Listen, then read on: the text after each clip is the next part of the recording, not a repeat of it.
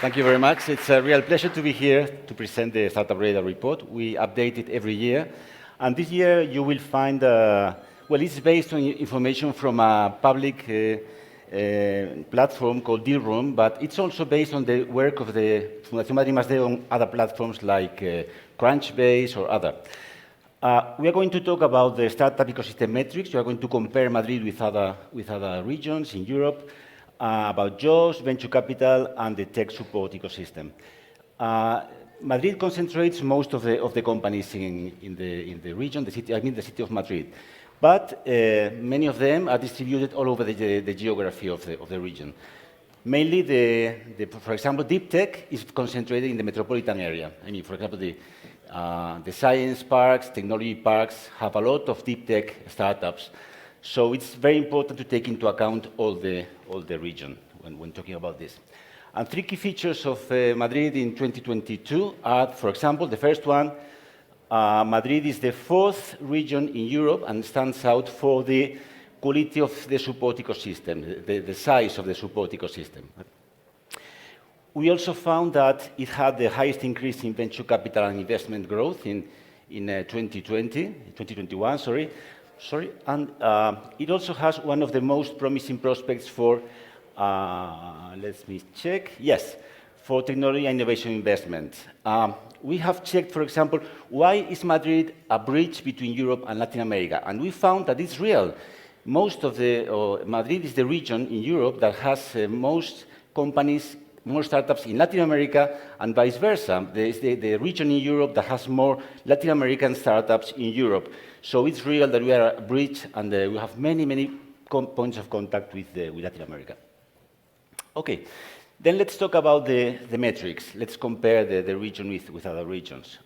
Madrid is fifth in Europe in number of startups, and also the startups funded in the last 10 years, and in number of unicorns and future unicorns is the eighth. You have a list of scale-ups that we have found looking in many databases, but all of them have been filtered, taking into account the funding rounds and the value. So it's a very interesting list of scale-ups that you're going to find in the report.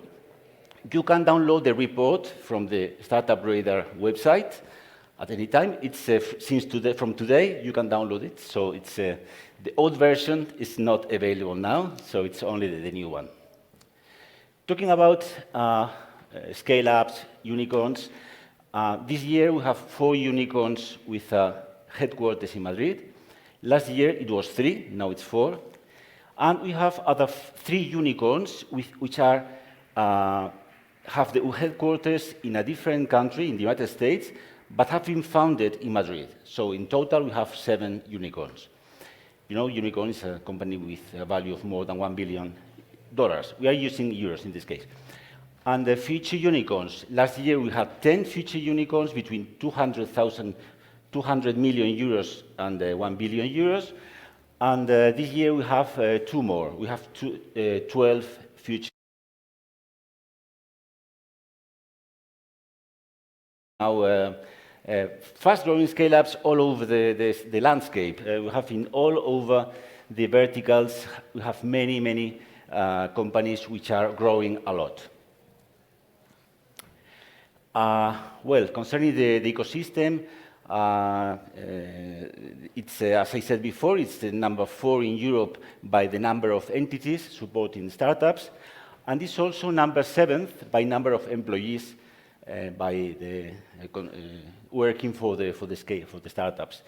The value is growing a lot also, so it's a very promising landscape that we have in Madrid. Well, also the youngest companies concentrate a growing percentage of the number of companies, the value, and also the jobs. And especially those created before 2016 are growing a lot. If you compare this with the results last year, it is very different because they have grown a lot thanks to recent investments. And talking about sectors, by number of companies, by number of tech companies, health, marketing, media, fintech are the sectors with the highest number of companies, of startups. Well, let's say tech companies, not startups, because a company that is 20 years old, maybe it's not a startup in a strict sense, okay? And concerning the value, telecom, fintech, transportation, enterprise software are the sectors with the most value. On the right, you will find also more data about the age of the companies. For example, fintech, transportation, job recruitment, and real estate are the sectors with the youngest companies. Especially jobs recruitment is a very young sector. You will find much more information on the report. Okay? Let's talk about jobs. This is in this slide. Well, I'm not going to talk about this, but this is the increase in growth in the last years by startups in Madrid. By number of jobs, job recruitment and education are the sectors with the highest number of companies and also with the highest growth. So these are very remarkable sectors. But other sectors like telecom, fintech, health, marketing are also growing very fast. So all of them should be taken into account. And, well, I'm not going to talk about all this data because it's too much for one session like this, but you will also find in the report a lot of information about technologies, the main technologies, and employment associated with these technologies, like deep tech, artificial intelligence, mobile apps, etc., by sub-industries, also by income streams, by delivery method, by revenue model, and by client focus. So if you want to get which companies or what's the impact of any of these models or the business types, you will find it in the report. Yeah, concerning the 48,000 employments created by these startups, all the companies, all the grown-ups, contribute more to job creation individually, with an average of 44 employees per company. But the youngest ones, especially those created after 2016, contribute much more to employment growth. So with an average of 14 employees, but a 51% of job growth. And to finish this section, about 70 companies, only 70 companies concentrate, let's say, 50% of value and 50% of employees. Maybe it seems to be too much, but it's not so much. It's normal. For example, a region like Amsterdam or Zurich in Switzerland, they concentrate, a small number of companies concentrate much more value and many more jobs, just because they have much more unicorns. So it's, well, when we have more, if we had more unicorns, we would see those results also. Okay, let's talk about venture capital. I'm not going to show much information because everything was published in March in our yearly report on investment, so I'm only going to show 3 slides. The first one is the global position of Madrid. Not last year, but for the last 20 years, Madrid is number 7 in Europe, both in number of funding rounds, in number of exits in Europe. And this year has been especially active, investing in the fintech, on travel.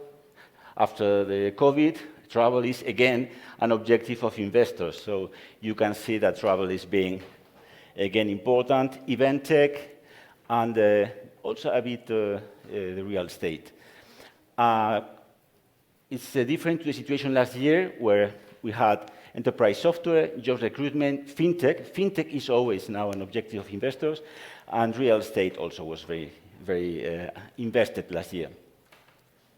This slide is shown in the investment report, so I put it here again, just because it's important to see how it's evolving. We have included the data of 2022, but we expect to have a similar level of investment compared to 2021 at the end of the year, because there are some possible operations very important. But as I said at the beginning, Madrid was the region in Europe with the highest increase in investment. Well, it's the truth that 2020 was not the best year, so it's, we have to see that not everything is so positive, but it was a very positive that data, very positive data. And why did the investment increase so much? Because the region attracted a lot of foreign investment, and this foreign investment is mainly attracted by local venture capitals based in Madrid, which are very active attracting this foreign, especially for series C, D, E, for big series where you see that the foreign capital is especially important. So this is something that we have to take into account. And just to finish, about the support ecosystem that we have in Madrid, we said that it's very big. Of course, it's very big. We can compare it to others, and we have a lot of accelerators from the corporates. We have classified them by number of startups supported in the last years. We have a lot of private accelerators, builders. It's growing a lot, the number.